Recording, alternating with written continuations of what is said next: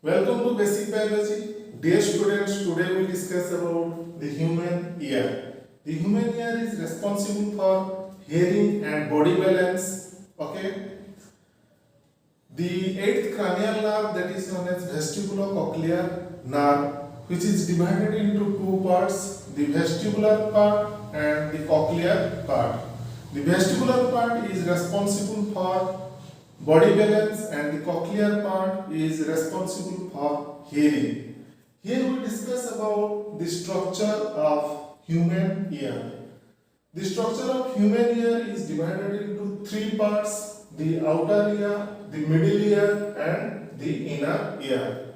First we discuss about the outer ear. The outer ear consists of auricle or pinna and the external acoustic meatus. The auricle or pinna is the extended part which projects from the side of the head, and it is made up of fibroelastic cartilage which is covered with skin. Then we discuss about the external acoustic meatus. It is a S-shaped curvature and it extends from the auricle to the tympanic membrane.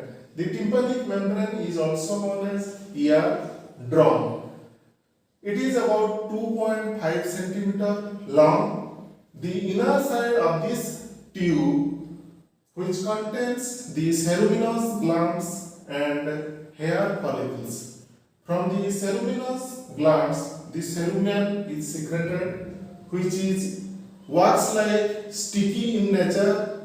This cerumen and hair follicles, along with the curvature nature of this tube, protects the tympanic membrane from dust, insects and microbes. This is about the outer ear. Next we discuss about the middle ear. The middle ear is an air-filled cavity. The air enters to this cavity by pharyngotympanic or auditory tube. It is also known as Eustachian tube. Then the medial wall of this cavity, which is made up of very thin temporal bone, and it has two openings. One is oval window and another is round window. The oval window is occluded by the foot plate of the step bones, and the round window is closed by thin sheet of fibrous tissue. Then we discuss about the ossicles of the middle ear.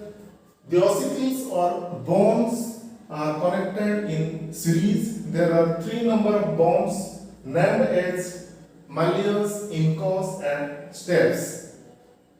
The malleus is hammer-shaped bone. The handle of this bone is just connected with the tympanic membrane or ear drum. The head of the malleus bone forms a movable joint with the incus bone. The incus bone is an anvil-shaped bone. It has a body which connects with the malleus bone and a long process which forms a movable joint with the step bones, and a short process which helps for fixing the bone with the dorsal side of the cavity by fibrous tissue. Then we discuss about the third bone, that is known as stapes bones. It is the example of smallest bone in humans, and it is a stirrup-shaped bone. The foot plate moves to and fro to the oval window, and it will create vibration to the fluid which is present in the cochlea. This is all about your ossicles of the middle ear. Then we discuss about the inner ear. The inner ear is studied in two different parts: the bony labyrinth and membranous labyrinth. the bony labyrinth is larger one and encloses the membranous labyrinth of similar shape. It is fitted inside it, just a tube is present in another tube. This tube resembles the membranous labyrinth. This tube resembles the bony labyrinth. The membranous labyrinth is just fitted inside the bony labyrinth. Okay? And the fluid which is present between the bony labyrinth and membranous labyrinth are known as perilymph, and the fluid which is present inside the membranous labyrinth, that is known as endolymph.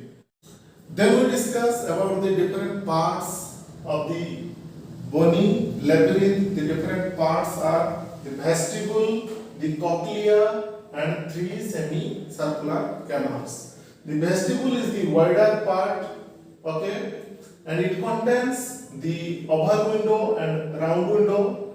Then the cochlea, it has wider base and narrow apex. The apex spirals around a central bony column, okay, and it resembles snail's shell. Then the 3 semicircular canals, each canal present in one of the 3 plane of the space. This is like this, and they are perpendicular with each other. Okay. Then the parts of membranous labyrinth, like bony labyrinth, the different parts of membranous labyrinth are vestibule, cochlea, and 3 semicircular canals. But the vestibule contains the saccule and ventricle in case of membranous labyrinth. Then we discuss about the important part, that is cochlea. When we make a transverse section to the cochlea, it contains 3 compartments: the scala vestibuli, the scala media, which is known as cochlear duct, and another is scala tympani. Okay, the cochlear duct is triangular in shape, and the base of the triangle contains the supporting cells along with specialized cochlear hair cells that contains the auditory receptors. These cells form spiral organs or organ of Corti. These sensory organs respond to vibrations and initiate the nerve impulse that is perceived as hearing by the brain.